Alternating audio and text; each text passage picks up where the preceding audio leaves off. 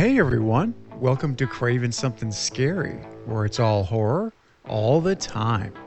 Now, in this video, I'm going to discuss the character played by Anna Camp in Scream 7, as she's rumored to be Sidney's neighbor and close friend. But what if she could be something much more sinister at heart? Now, we're going to explore both possibilities and their potential impact on the storyline of Scream 7. So, put on your thinking caps, everyone, because it's time to get, well, let's just say, neighborly. Let's go! Hello, I'm Dermot Mulroney, and I played Detective Wayne Bailey in Scream 6. You're watching Craving Something Scary. And don't forget, you mess with my family, you die.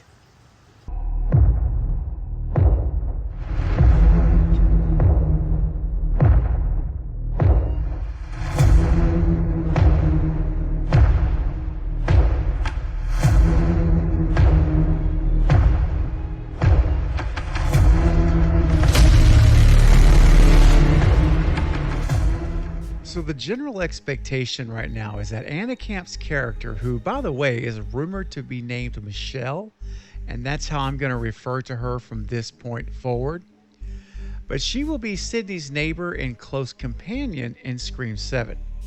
Now, as you know, when it comes to Scream film, guys, you can never be too trusting of anyone, especially those who are close to Sidney. So, I thought it'd be fun just to think a little bit more about the character Michelle and for us to take a look at both sides of the coin.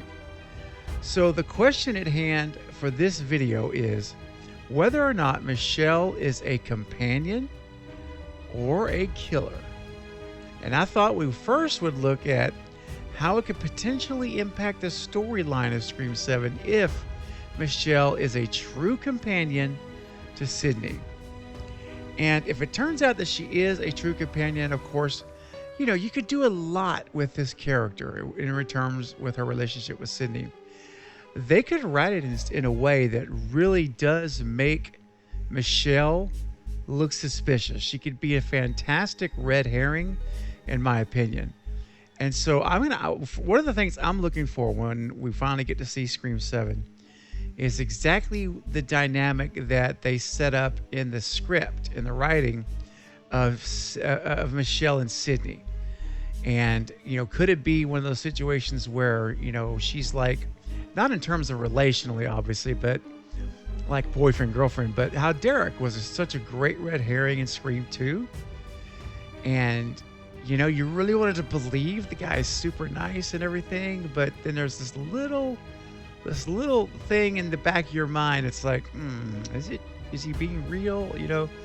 I could see it being this case with Michelle, where she's Sidney's best friend, she's her companion, and she's a good red herring. But at the end, we find out that she is a true companion, just like Derek was in Scream 2. She has no ill intent towards Sidney whatsoever, or her daughter. And I think throughout the film, she could be a great support system for Sidney.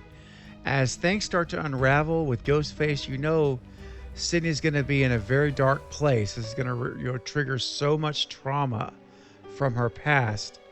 And what I would love to see is Michelle comforting Sidney, being there at the house with Sidney, going through, helping to go through these things with her. Kind of be, holding her right hand, if you will. And of course, Mark, too, her husband, is there. But, in a way that just another close friend can do. And, maybe even help it solve this. Trying to dive in with Sidney and say, hey, look, I'm already in at this point. I might as well try to help. And then she becomes part of the investigation team. Who knows? That would be fun. I would like that. And then always have this, though, this undercurrent maybe of red herring, or maybe not. Maybe she does such a great job that we don't even ever think about her as a suspect. But I know that's hard for us to do because we know Scream movies and we know everyone's a suspect, as Randy said, going back to Scream 1. But we'll have to wait and see. But those are my thoughts just about her being a true companion. I think it could be great for Sydney if she could quickly become a character that we adore for how she handles Sydney and is there for her. And I honestly, at the end of the day, I probably kind of hope for that more than anything for the character of Michelle. However, we need to now look also and see how could it potentially impact the storyline of Scream 7 if Michelle is indeed a ghost face killer. Now, I got to tell you, if they're going to make Michelle a killer, here's the way I want it to go down. I want us to find out, and the third act, at the very end, somewhere there towards the very end of the movie, that Michelle is indeed Stu Macher's sister, Leslie Macher. She was introduced in Scream 5 by name only. We've never seen a picture of her. And now you may be thinking, well, wouldn't Sydney recognize Stu's sister? Not necessarily. Because remember, the last time she was hanging around with Stu Macher, she was 17. She was a teenager in high school. And depending on the age difference of Michelle, she could have been literally 2 years older than Stu and was gone already. She was already in college. So it's not impossible to think that Sydney's never seen Leslie Macher. She may have, knew who it was, obviously, or Stu had a sister, but his sister was gone to college already. She was a little older. And by the time she met Stu, she was, she was gone. She was never there. So I think it's not out of the realm of possibility that Sydney's never seen that Sydney's never seen Leslie Macher. So that's what I'm thinking there. That's easy enough. But I think finally tying in Leslie Macher, because we've always been wondering, ever since that was announced, we didn't see her in 5, we didn't get her in 6, and I know that many of us, I know me, myself, and many of you, we've been wondering, is Leslie Macher ever going to resurface in the franchise? I think this is the time to do it because she's already there, planted in, getting close to Sydney. It's all a ruse. It's all a cover for who she really is. And I think it would be a fantastic way to bring Leslie Macher back into the forefront for the first time at the end to find out she is a killer. She is masterminding all of this. And if the writers do the right thing and make Stu Macher a living character, not just AI and flashbacks and voices, then this is where you have Stu Macher coming back as well, revealed to be a duo with brother and sister, a sibling killing machine, where Stu Macher and Leslie Macher are orchestrating all of the Ghostface events.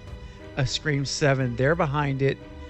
They've got some of the high school kids recruited into the cult of Ghostface. Heck, Michelle's son, who's also in high school, was in the peer group with Sydney's daughter.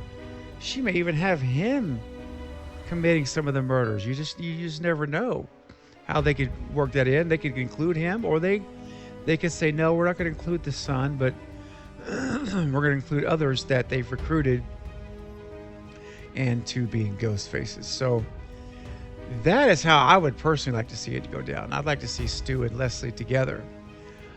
But even if Stu Macher does not come back as a living character in Scream 7, maybe we wait till Scream 8 and we get him then, or 9. If that's the case for Scream 7, then Leslie Macher still would be a fantastic villain. It would be absolutely great to have her be the mastermind of Scream 7 in terms of the Ghostface killings. So we'll have to wait and see. I'm excited. There's potential here, equally high potential, I think, for either of these scenarios to turn out to be true. I think that she could easily be her true companion and possible red herring, or she could easily be behind the Ghostface killings in the movie. So it's 50-50 for me right now. And that's one of the reasons why I wanted to do this video, because I really do believe that the character of Michelle could go either way right now in this movie. Both ways are plausible. So, guys, I'll leave it there for now. Those are some of my thoughts about the character of Michelle, played by Anna Camp. And now it's my favorite time of the video because I get to find out your thoughts and your ideas and your theories about everything I just discussed regarding Sidney's neighbor, Michelle.